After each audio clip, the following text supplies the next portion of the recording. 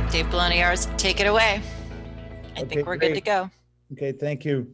Hi, everybody, and welcome to today's iTree Roundtable, which is the first of our iTree workshop series that we host every month throughout the year. So we're all excited. This is about the fifth one of the roundtables that we've run. We try to run those every year to bring in our iTree development team to provide you with answers and some insight into our latest enhancements to the iTree software. I just want to quickly go through this, but today I know most of us are familiar today with using Zoom. All attendees are going to be muted. Questions are going to be used by the chat, and I'll show you how to get to that in a minute. But don't be afraid to ask questions, because that's what drives today's workshop. It's an interactive session between you and our iTree development team.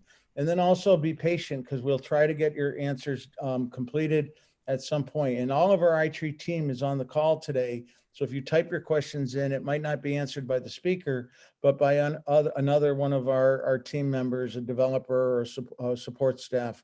We're all on today. And I just want to point out here how, for folks that aren't familiar with Zoom, in the top right corner of your screen, there's a full screen icon you can click, and that will help you to maybe see some of the images a little bit better. The chat window icon is down at the bottom, so you'll simply click on that and it'll open up the dialog box where you can type your question in. And then if we ask you to unmute your line, you can just hit the mute icon down on the left, and that it'll unmute you, and you can talk to us back and forth. So I just wanted to introduce the Zoom to you as the logistical component of what we do. We're going to be on for about an hour today. The session is being recorded, so we'll be sending you the replay link and give you that at the end of the session today. So what I want to do is today's session, as I said, is the roundtable. The moderator for today is going to be Krista Heinlein from the Davey Institute and the Forest Service. And our key presenters are going to be Dave Nowak from the Forest Service, Scott Macko from Davey Tree, and then Alexis Ellis, who's on the team from the Davey Institute and the Forest Service. So I'd like to turn it over right now to Krista, and it's all yours. Thanks, Dave. And hello to everyone. Thanks again so much for taking the time to join us today. Excuse me, it's really great to see so many of your faces and to see so many, even just your names. I know that this year has certainly, an awful lot has come to pass since the last time we were able to bring everybody together for this roundtable.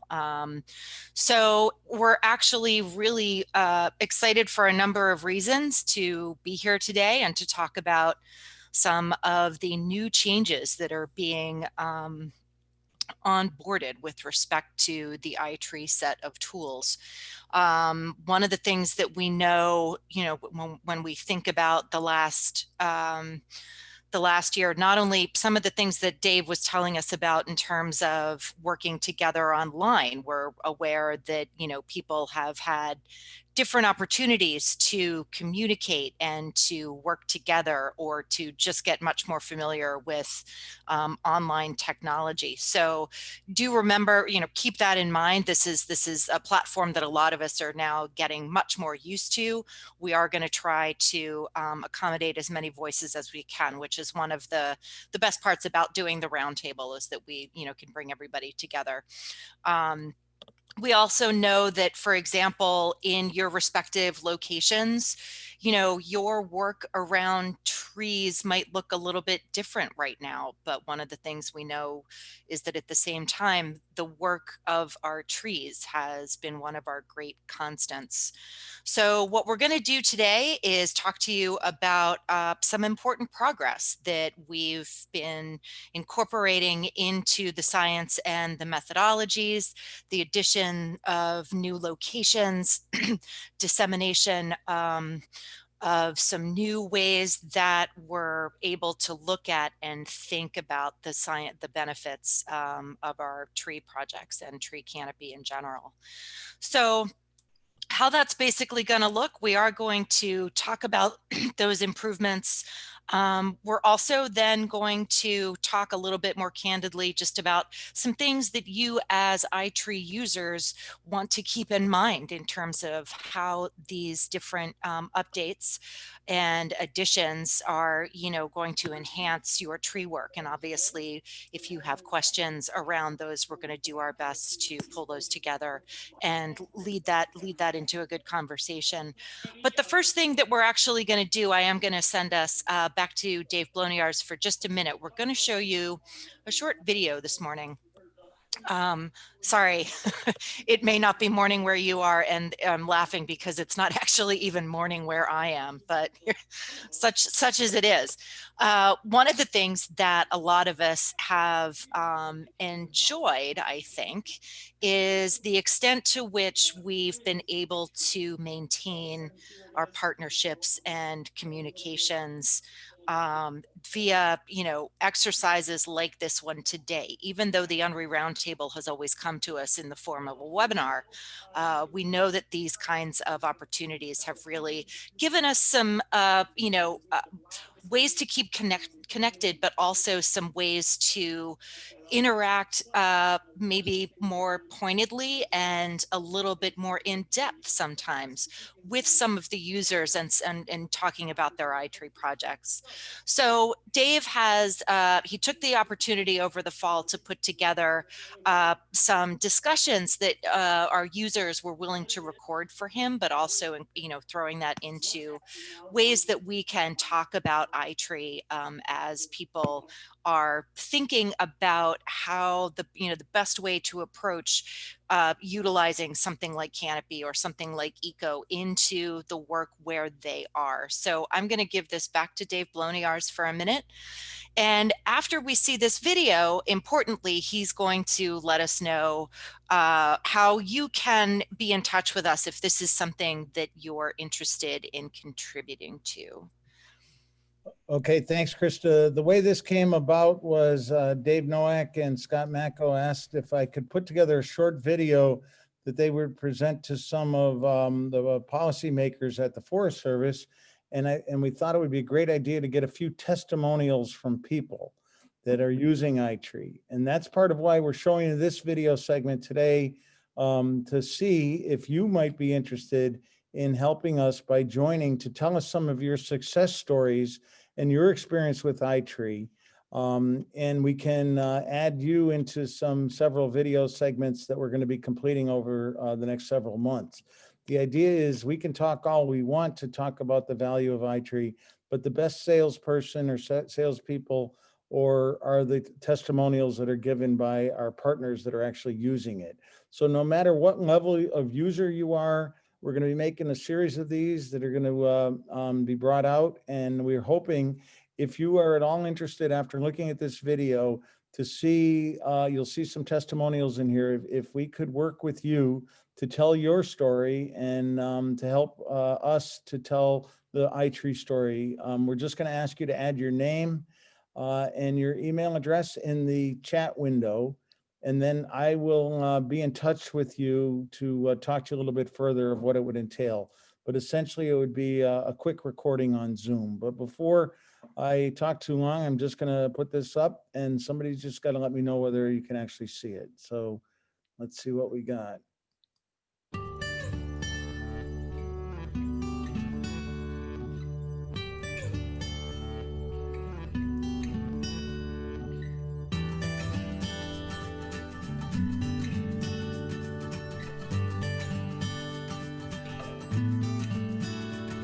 iTree is a suite of software tools developed through a collaborative public-private partnership led by the U.S. Forest Service. These tools are designed to engage urban and rural populations in assessing and valuing their forest resources, understanding forest risk, developing sustainable forest management plans to improve environmental quality and human health, and to address global climate change at the local level. iTree's vision is to improve forest and human health through freely available, user-friendly technology that engages people throughout the world in enhancing forest management and resiliency. The iTree program suite was first released in 2006 as a framework for science delivery. iTree engaged citizens, youth, and land managers in understanding their local forest resource its value, and risks to sustaining forest health. The tools aid in forest management decisions to improve forest and human health and well-being. Though originally developed as tools to aid in urban forest management, the iTree suite is being used in rural forests and is being integrated within the Forest Service's Forest Inventory and Analysis program. Over the past decade, the iTree usage and capabilities have increased tremendously. As of mid-2020, there have been more than 410,000 users of iTree tools in over 130 countries around the globe. A non-exhaustive literature search reveals over 900 articles that either use iTree, develop methods for iTree, or make reference to iTree. This is an outstanding achievement for the iTree development team. iTree tools aid in forest management decisions, education, and advocacy by working at various scales, from single trees to individual properties and neighborhood, city, and landscape levels. The tools examine and quantify the structure, function, and economic value of trees examined. So let's see what a few iTree users think about the programs. I'm Marcus Catlett, the Assistant City Forester in Springfield, Massachusetts. I just wanted to make a few comments on how iTree has helped us in the management of our city's urban forest. We first used iTree in 2011 when a devastating tornado hit the city and destroyed much of our tree cover.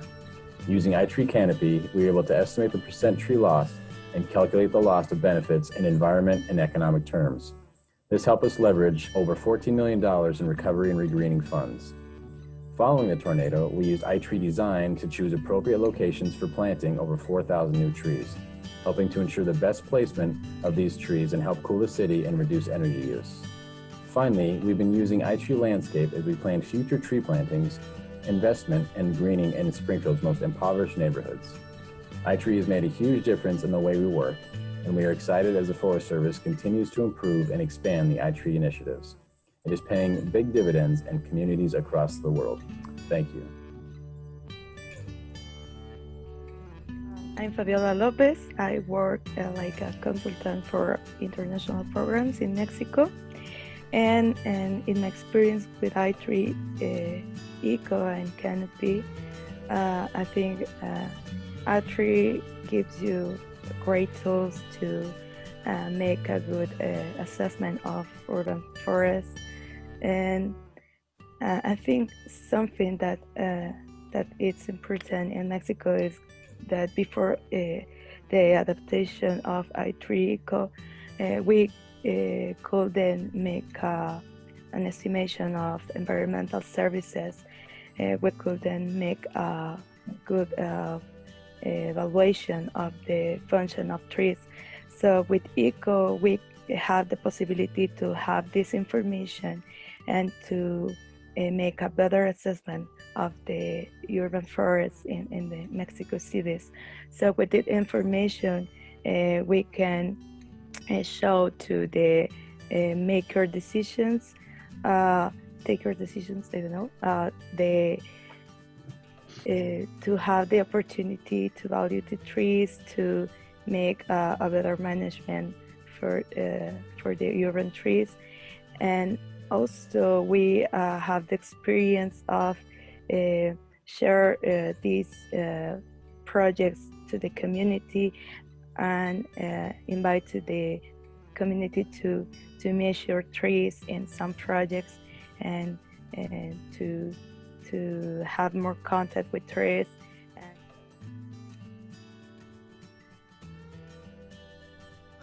I'm Akshat Tyage. I work for the NGO Give Me Trees Trust. I'm based out of New Delhi, India, and I've been working on iTree almost for the last 1 year now.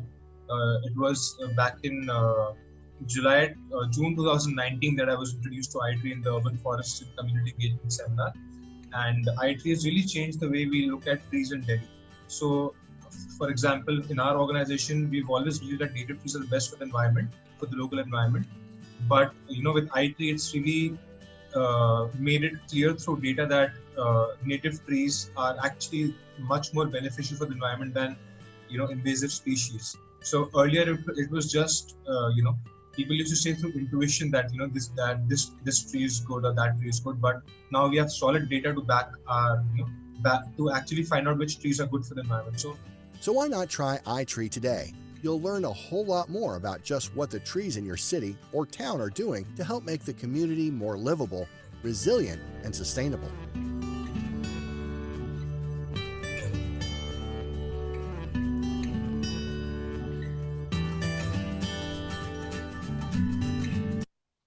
Okay, so I'm going to stop sharing right now if I can get my mouse back. But the idea is you've seen what some of our partners there, what we've done, and we're able to actually work with them to bring some of their stories to life. And you can see there we have the international team along with some folks in Springfield.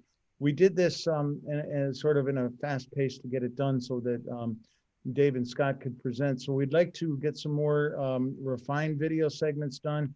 You only need to talk about your story and give us a little bit of a testimonial, and we'll make it seamless and easy for you to do.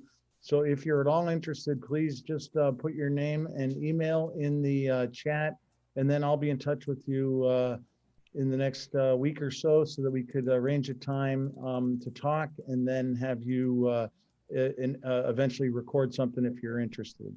But you saw we have the international flavor there, which is kind of pretty neat to do. And I see, I'm looking at some of your faces right here internationally that we could add to this. So I look forward to hearing from all of you or some of you, and don't be bashful. Okay, so I'm going to turn it back over to Krista, and we'll get continuing along with our agenda for today. So thank you very much. Oh, you bet, Dave. Thanks for sharing that with us. And thank you for putting the effort into that. And just to, reiterate everything that you've just said to people, having those stories gives us better opportunities to understand the things that are useful for the user base and for the people who are trying to make a difference and advocate for trees for the variety of reasons that we know you have in your location.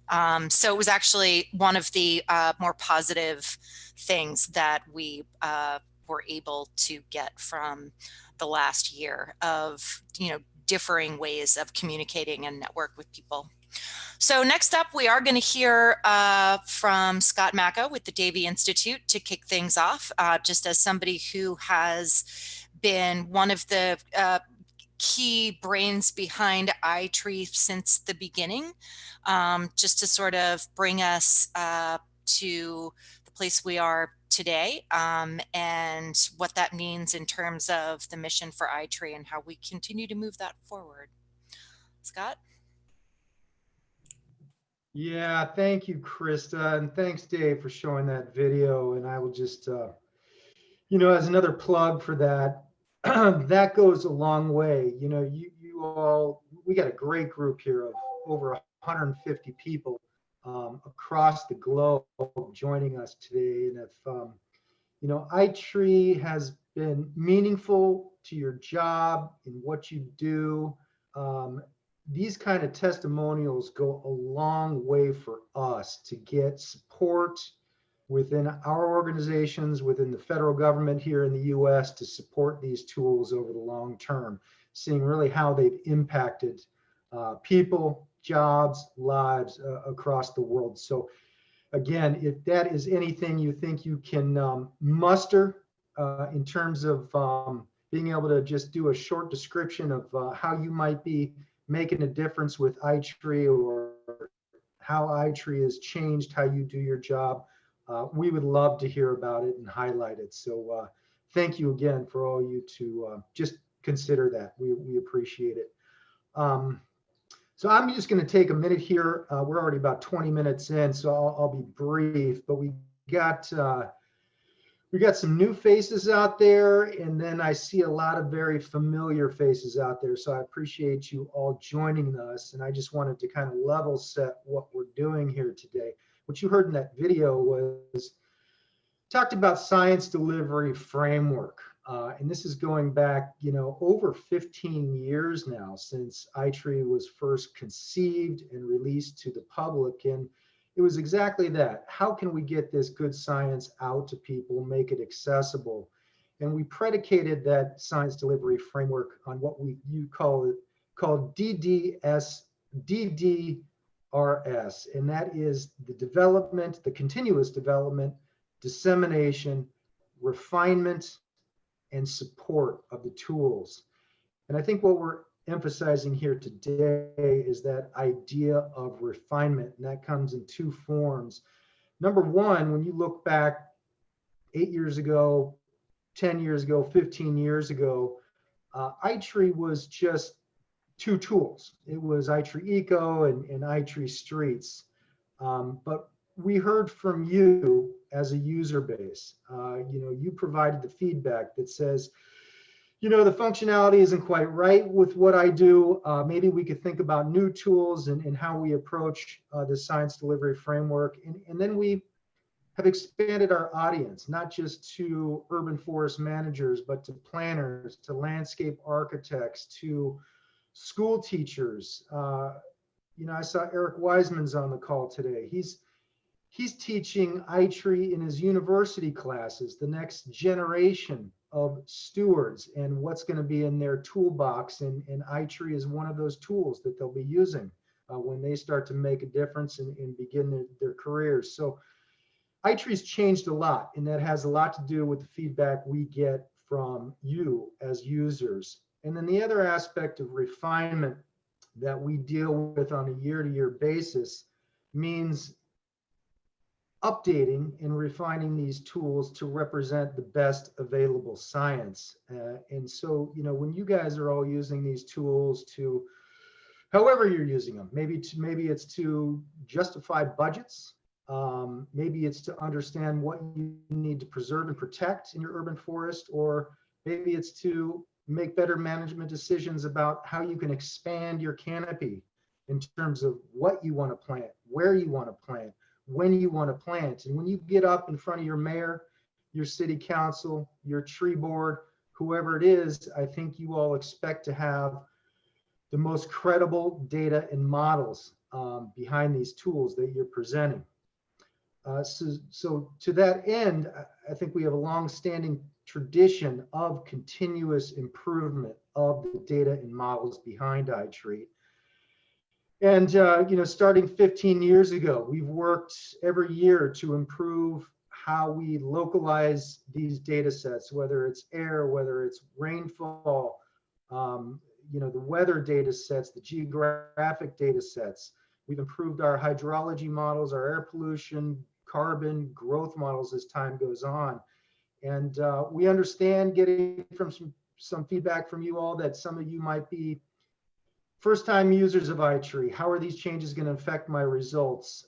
Many of you that are on the call today have been with us for years. You're what we call our power users of iTree that come back year after year and do many projects over the course of years or months, whatever the case may be. And that causes a little intrepidation about how do I move forward with these new data and what does it really mean? And rather than having you guys just see these changes in real time and then respond to them, tradition has brought us to these roundtables that we start out with at the beginning of the year that hopefully describes some of these changes that you can expect with our new release of iTree, but also continue that open dialogue with you about how these models are changing, what the effects may be, but to also solicit some feedback about our process in releasing these data and some of the future needs that you guys may be looking at. So with that, I will just let you know that we do consider this a dialogue, and hope you will ask questions and ask for some clarity.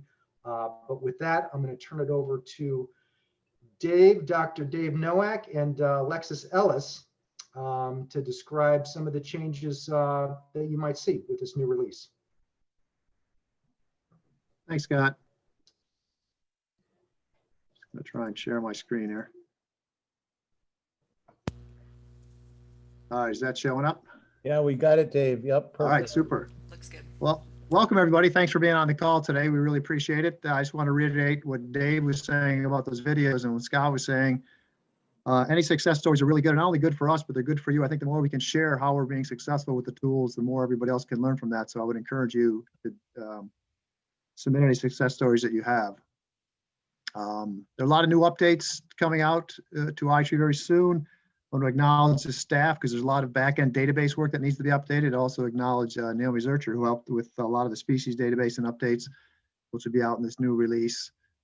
And so what I just have 7 slides to go over very briefly some of the new calculations that'll be altering some of the numbers in iTree. Hopefully not too much, but they will change. And then I'll leave it to you for questions about this or other things if you want. But to start, there is just released late last year, I call it the Bible, but it's the iTree summary document. It's now online. You can get it for free and download it. There's hundreds of pages of information about the methods, the history of the tools, and even within the methods, there's links to more methods that get it in detail. So if you really want to get into what iTree is, if you're really that bored, feel free to look at this, and it goes in detail for all the tools and the methods of how we're calculating. And what I'm going to talk about today are some of the updates, but if you want to go more in detail, I would refer you to this document, or you can always just ask us. Okay, some of the science updates. One of the big updates we have is related to carbon. What we've been trying to do is lock down the carbon equations so that when we go forward to doing carbon accounting, particularly now that US is going to be signing with the Paris Accord again, we want to have our numbers be, the methods be stable so that any changes in the future will not be related to changes in the methods, but just related to the changes in the trees themselves. So we have added 26 new carbon equations, as you can see in the graph there. I think black were the original equations, the red are the new equations coming in. We have a total of 80 different equations. So we have more robust equations that allow more diversity of grabbing from information about estimating carbon. We had a basic rule that the equations have to be, all equations have to have a robust diameter range from small trees to large trees. This can't be from like 2 to 6 inches. It can't be very small diameter ranges. We've always had that rule. And there aren't that many equations that we have. So we went to a global database and got as many as that we could from the global database, added it to our database from mostly temperate trees, but not all temperate trees. So we are pretty much locking down to these 80 equations. And we've also added new tropical forest carbon equations when you're in areas defined as tropical regions. So there's moist, dry, and wet tropical areas that have a biomass equation that can be used. And if you're outside those areas, non-tropical, it will go to the 80 equations. So you will see some changes because you're going to have a more robust pool to pick from for the carbon equations. In addition to new equations, we are updating our growth rates. In the past, all growth rates growth rate was based on where the tree was, the condition of the tree, and the health of the tree. Oh, I'm sorry, condition of the tree, there's another one. Crown light exposure. Yeah, thank you. Crown competition, crown light exposure. So those 3 factors determine the growth rate. So if you're in northern climates, you'd have a slower growth rate. Southern climates, if you're in suppressed stands with a lot of competition, your growth rates would decrease.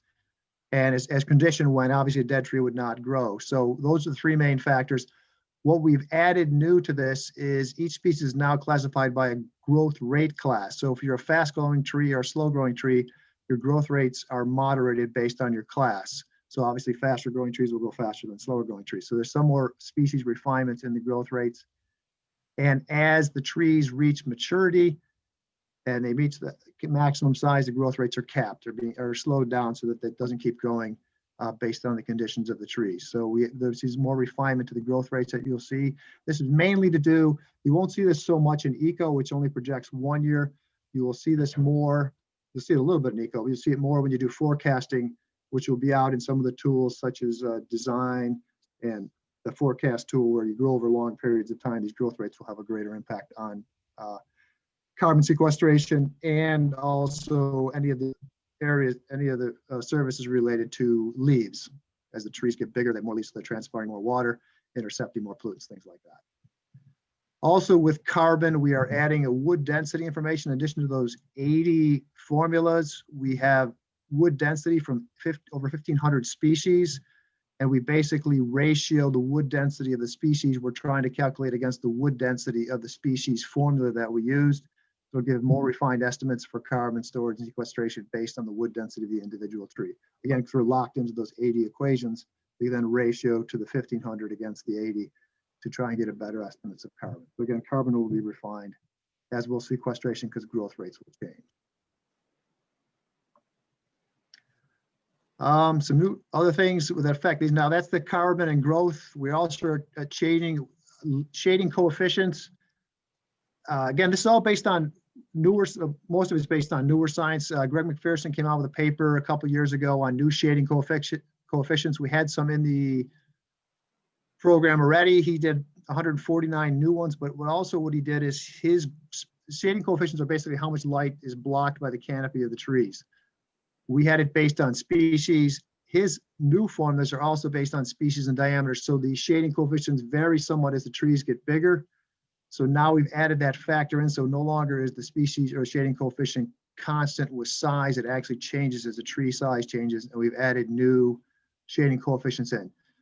That will not affect carbon so much as it will affect anything related to leaves, which would be pollution and water, because the shading coefficients are key in determining the leaf area, which then would determine interception and evaporation and things like that.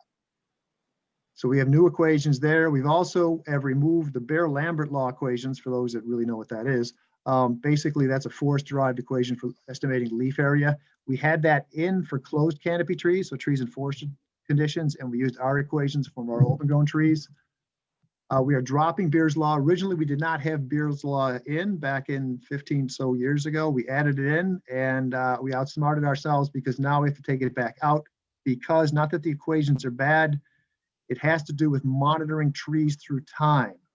Again, we want to have consistent databases. And what's happening as we do second and third measurements on a set of data, if the tree changes, a tree might be open grown in year 1 using our open grown equations, and then in year 10, it's now a closed canopy and it jumps to the Behr law equation. We're getting shifts in leaf area, not due to the trees themselves, but due to equation changes. So we are going back to our original of having just one equation that works for all conditions. So we have consistency through time. We had to do that with the carbon equations also, is why we have to have very long equations. We what's called spline them together. So we have a very long equation over long diameter ranges, because anytime through time, if a tree grows, if it changes equations, we get what I call our jumps in the numbers because of equation changes. And we do not want to have that. So we're getting rid of Behr's law so that we don't have equation jumps as the trees shift crown light competition classes. And this is something we noticed working with urban FIA data, that we're getting some jumps. We have to take those jumps back out. Not a major change, but it will be a slight change in leaf area because of the change in formulas. So it'll affect leaf area and leaf biomass, which therefore will affect pollution removal, avoided runoff, and VOCs, because those are services related to the leaves themselves. So we have changes in carbon, changes in growth, and changes in leaf area that are coming due to updating the databases and the formulas used to estimate those parameters. Other improvements, this one just boggles me. We removed the 100-inch DBH cap that we had. Originally, we capped all trees at 100 inches, thinking, God, who has trees over 100 inches? But apparently some people have very large trees, and good for them. So that cap has been removed, so no longer will you get that. You can put trees up to, I think, 999 inches now. If you get over that, forget it. We're not capping it beyond that. Online location and species database. The database used to be behind the scenes, but now going online will allow us faster updates. So as Naomi makes changes to our species database, because she did a great job checking us against international databases, it'll be a quicker update to the database because we can do it right online. And that's a good thing for you, is no longer having to wait for new installs. It'll be automatic once we verify the numbers. And as every year, we have new international locations. We just put in the U.S. Virgin Islands, and many new cities have been added, so more people can use eco. And we've added in Canopy, the United Kingdom, and Sweden, and can now run. So we're enhancing and moving outward, and some of our tools globally. We're doing that. We're working on Korea and some other countries right now too, to expand the capacity of other tools to go beyond the United States with again, local data from those countries. Canopy has this new feature. I thought I'd throw this in there. I think it's pretty cool. Canopy, basically you photo interpret random points within a city, and it gives you calculations of the amount of cover and the ecosystem services derived from that cover. In this case, as you collect those points, you can color code the points based on the class. So you produce a map like this of dots, of the, so you can see, like in this case, I think darker green are the trees, lighter green is herbaceous, and the black is building coverage. So you can start to get a color-coded map of the canopy in your area, that whatever you surveyed on. Again, it's not as good as saying doing a wall-to-wall map with LiDAR on some of these urban tree canopy cover maps, but in essence gives you a visualization of some of your points and the cover as it's distributed across your area. Obviously, the more points you do, the more those colors will fill in. So it's another way to visualize the data beyond the tabular forms. And lastly, I think it's my last one. We are working on enhancing My Tree, which is a phone app, or doesn't have to be a phone, could be a tablet. It's an app basically that hooks into the internet that allows you to calculate values of individual trees. Two things that we are doing, or three things that we are doing. One is we added a link to the Nature Conservancy Healthy Trees and Healthy Cities initiative, so that on the My Tree you can add up to, I think it's 5 new health measurements that will go over to the Nature Conservancy's program to assess tree health. That's an optional tab that is, it might even be out there now. I'm not sure if we released that yet. The other thing we're working on, which the beta is out, but it will be out by Arbor Day. We have a release that when you collect data in My Tree, it'll pin it to a global map, as you can see on the lower part of this. So you can see where the trees are that everybody's collected, and it'll go to a global database that you can query. The reason we're doing this is twofold. One, originally while we were building this is try to get schools, my idea was to get kids in schools to compete against each other. So school A would say, let's get classroom A against classroom B, who can pin the most. They can then look at their neighborhood to see what trees were pinned and query which class pinned the most trees, has the most value, and sort of get kids involved, taking their phone out in the field and learning about ecosystem services. Because in essence, you can calculate for each of the trees that go into My Tree, it calculates the values and services provided by those trees. You can educate kids about the services provided by trees in their own neighborhood, their own backyard, their own school.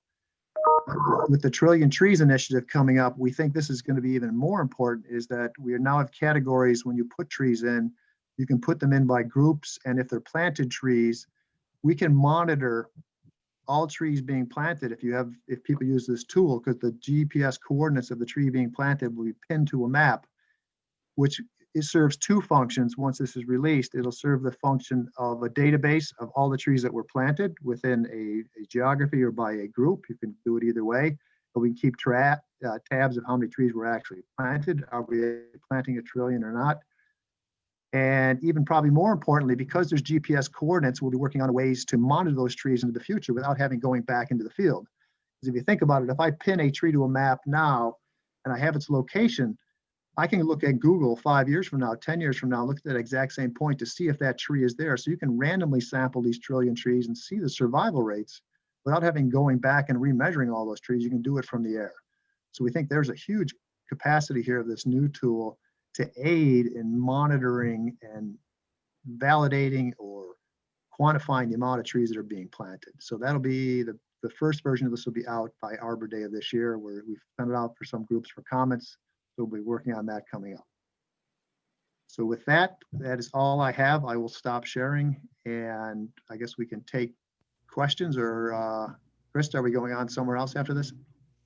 Yeah, we're going to hear from Erica in a minute, Dave. But first of all, thank you for running us through everything that, you know, we've been working on with the Eco Engine this year. And Alexis, let me know if you want to add anything. I think we're actually good with questions at the moment. Dave, Naomi is asking to confirm whether or not the My Tree update is US specific, and for now that's correct. Yes, the pinning I believe can go global. Mike, is that? I'll pass that on to Mike. The calculations will probably be the actual service calculations and values will probably be based on US climate zones, but the pinning function, Mike, can go global. No, because My Tree is still only limited to the US and Canada. If we lift that restriction, if you give us guidance on how to do that, then yeah, everything could be global then.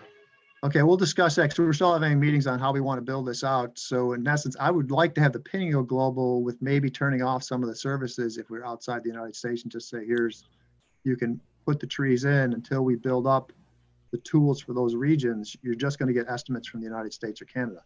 And maybe that's okay, but again, it's going to be weird to say I'm in India and all of a sudden I'm going to result from New York City. Computers will can always give you an answer, doesn't mean it's correct. So we'll have to be careful how we do that. And just to wrap up what I know, just sharing these questions. One, it was actually Meg was asking about nitrogen being included in the pollution calculations, and Al was letting her know that that is a yes. That ECO and the other tools that utilize that model, they do take nitrogen into consideration.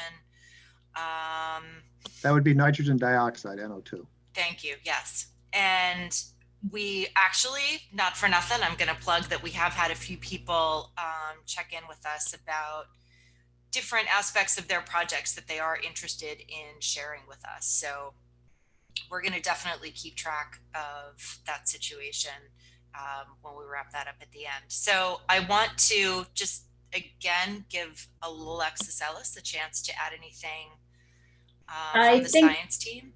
I think Dave covered everything. Those are all the new additions that we've been working on. So that's great. Yeah, we work together on the slide, so it's excellent. Okay, thank you.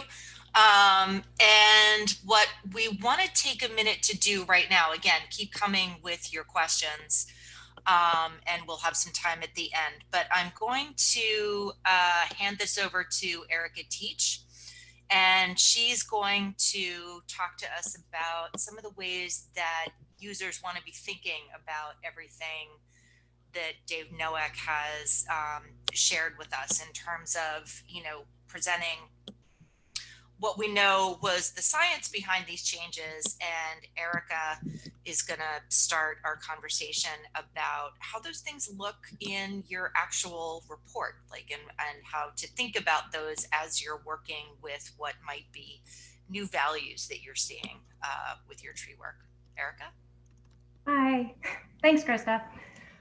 Okay, so I just have a few suggestions that we on the support team put together related to when the iTree model gets updated, which is at least once a year.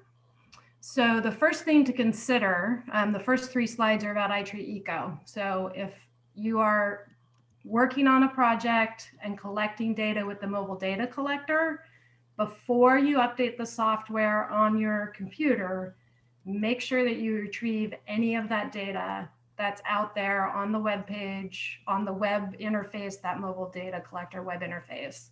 Because until you do that, it's just being held in your internet browser cache. And if you update your Eco software prior to importing that data, it could be lost. So make sure you do that. Really, we suggest anytime you're out collecting with a mobile data collector, at least once a day, you import that data into the project on your computer. So within Eco, we also suggest that you, before you update your software, so if you have some projects right now that are finished, go ahead and download any reports that you're going to need for future. I suggest downloading all of them. It may take a little bit of time, but more is better because you're not, I would imagine a lot of people are not sure what they're going to need in the future. So to download reports, if you're on the reports tab, you can download by clicking on this icon here that's the red arrows pointing at. Also, don't forget about any forecasting that you want to do with this iteration of the model. There's reports within there that you may want to download as well. Same method, click on this icon within those forecast report pages. Also, you may find it valuable to document the version that you're working with, that you got those reports from. So go to the support tab, and on this, you can see here in the red box is the Eco version and then the overall iTree software version number. Now, as Dave talked about, the updates to the eco model, now that some of the online tools are using that model as well. My tree planting and design. So you may want to save those reports, and how you do that in My Tree, because it's really meant just for your mobile, a mobile device, you could screen capture.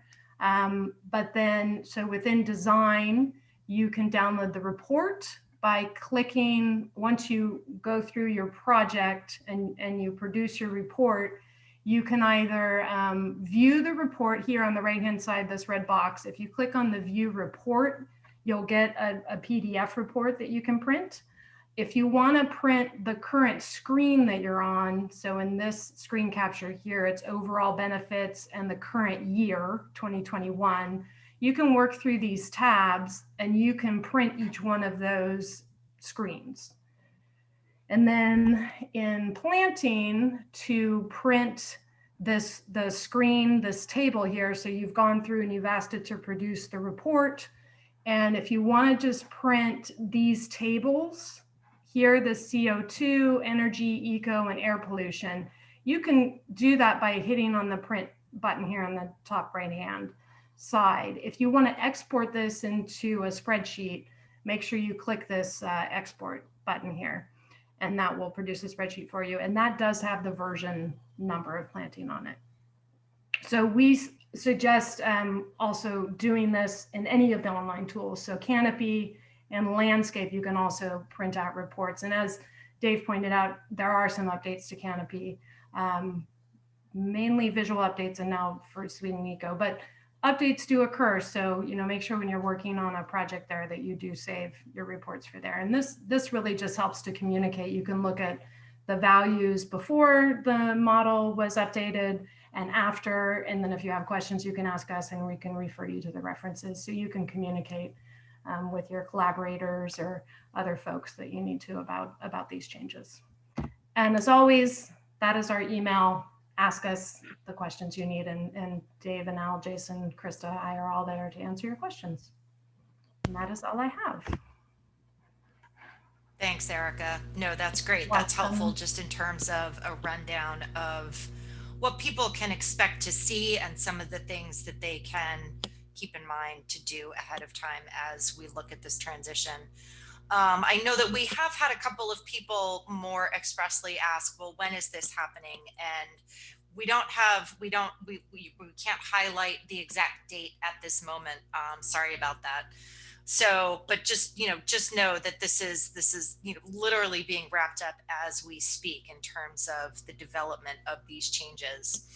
And I'm going to go ahead and hand this off just for a minute to Jason's been answering a bunch of these questions for me. So just to make sure that I haven't missed anything, we'll hear from Jason in a minute. But what I have seen are some people who have asked expressly about their use of Apple products. If you're using a Mac, two things: Eco itself as the downloadable iTree tool is not at the moment compatible with Apple software, and for better and for worse, that's actually a limitation on the Apple side. But having said that, if you're looking to play around with some of the online tools, because you can access those through your browser, they're not impacted in the same way.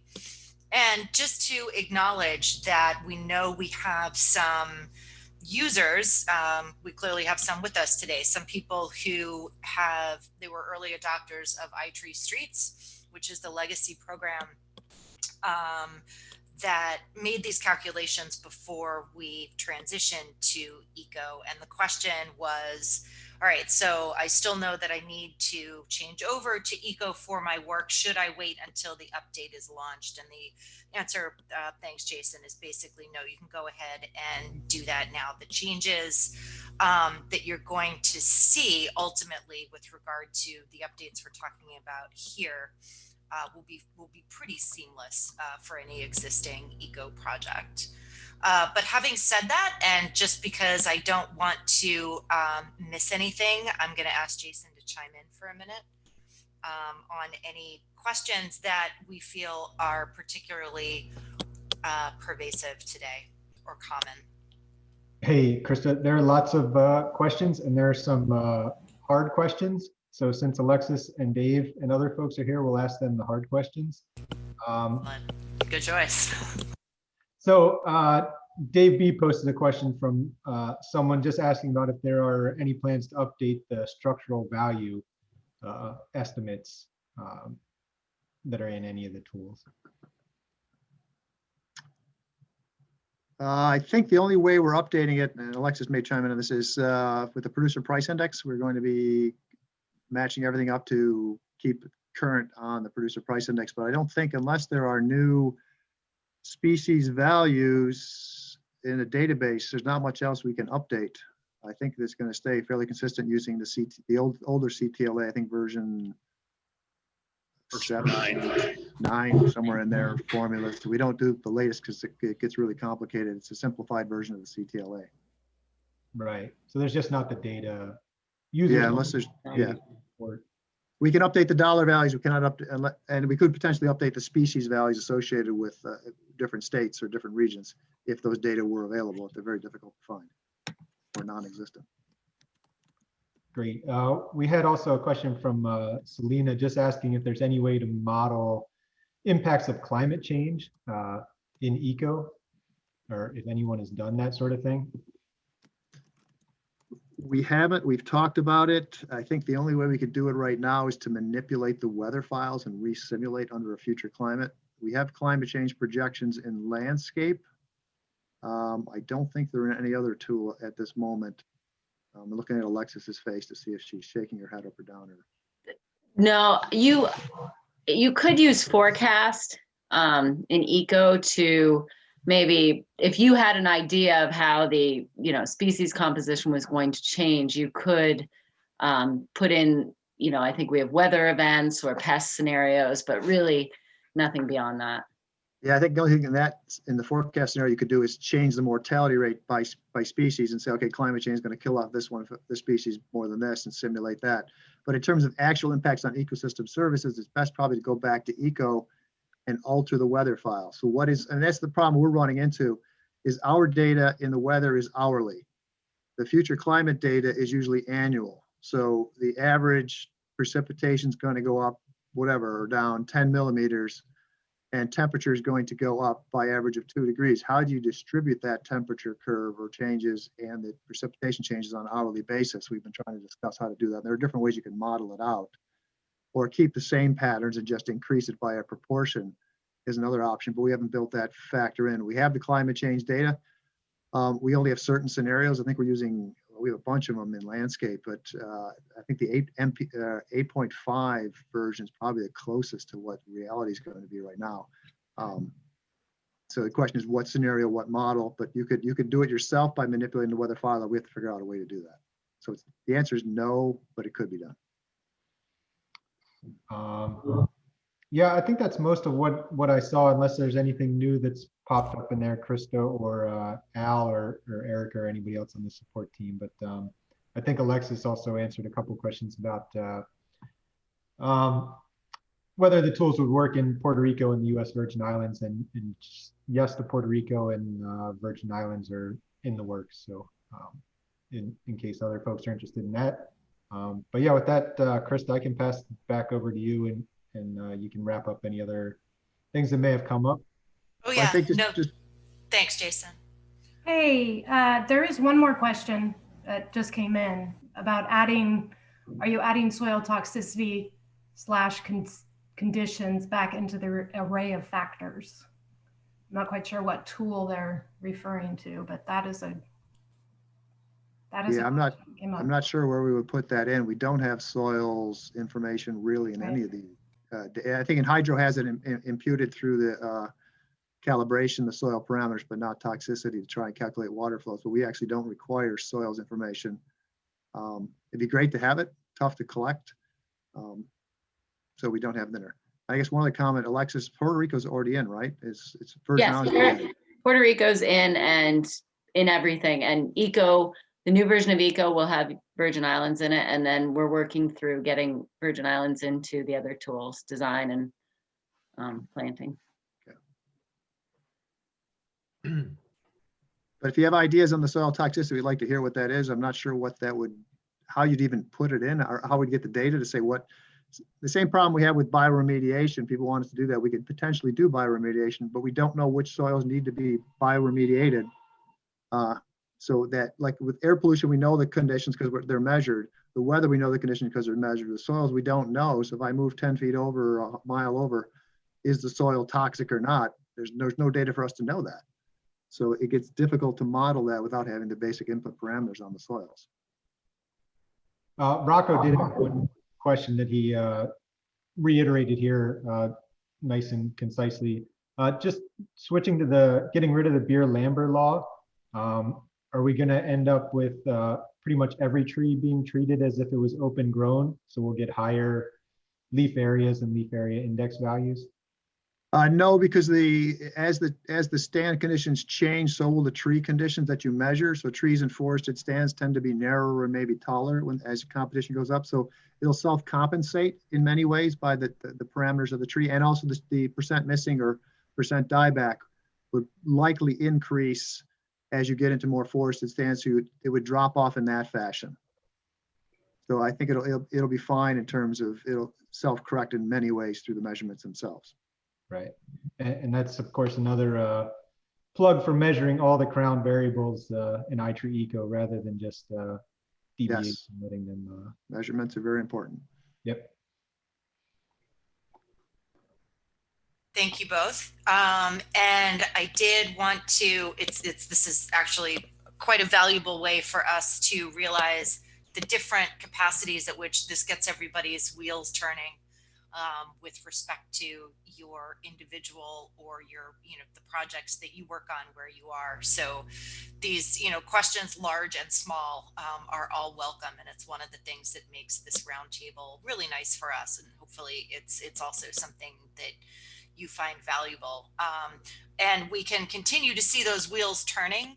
And I like too that I can see in the chat window, people are talking to each other. Some of the users have answers for the other users, and that's always something we like to see as well. So we are coming up at the end of our hour. I want to make sure that Dave Bloniars has a chance to wrap us up and talk to us about anything UNRI specific in terms of how to access this information at a later date, and certainly about how to get in touch with him regarding information about project sharing that we've been hearing about from you all as well. So, but I do want to thank everybody that was able to be with us today, certainly all of the members of the team. It's been a lot of effort on their part to make sure that all of these pieces function together, and that what we now know differently about advancing science for trees is something that we can put seamlessly into these tools, so that is reflected in the results that you all are seeing where you are. And with that, I am going to go ahead and have Dave Bloniars sign us off. Okay, thanks everybody. Thanks, Krista. Thanks to all the presenters. Hey, one last favor. I want everyone to turn on your cameras, and we're going to grab a screen capture that we're going to use in the next video to show our iTeam folks. So if you could, that would be terrific, and we'll have something to go. And then I'm going to show you where to download whatever you need in regards to today's presentation. So I think I have a full screen here, so I'm just going to grab all of us. There's one little spot, but I'll figure out how to fix that. Okay, so I've got that, and now I'm going to share my PowerPoint slides with you, and I believe you can see those right now. Do you see those? Yes. Okay, sweet. So for those that need ISA certification credits, you can grab those at www.unri.org/CEU. and there'll be a short little questionnaire quiz, and I'll have those up for you later this afternoon. So you can go ahead and do that. But more importantly, my next slide here, if you go to www.unri.org/webcasts, that's where you'll be able to get the replay of today's roundtable. You'll be able to view it. You can download it. You can share it with others. So it's a great opportunity for you to look at what we presented and have that in a one place. And we're also going to put all of our contact information, emails up there for you, and a couple other resources. Some of the links will be on that. So that would be at unri.org/webcast. And then before that, if you have a chance and you need the CEU credits, it's just unri.org/CEU. And then keep in mind, we'll be doing a upcoming webcast series. We'll be getting you that information over the next 2 weeks. Our next one will be coming up in late February, generally on a Thursday at 1 p.m. So we're just trying to pull that together now, but look forward to that. We'll be in contact with you. And then finally, the success stories, and you're sharing your work and the testimonials. Just please add your name into the chat, because that would be really greatly appreciated for us. It's just a big step in getting the word out to folks what we're doing with iTree. So if you can add your name, that would be great. And other than that, I guess we're going to sign off. I want to thank you all for joining. Hopefully we'll see you in February, and I'll be in touch with the folks that have volunteered to contribute to our next video segment. So appreciate it. Have a great day and the rest of the week, and we will see everybody soon. Thanks. Thanks, Dave. Bye, everybody. Thank you. Thanks, everybody. Thanks all. Thanks.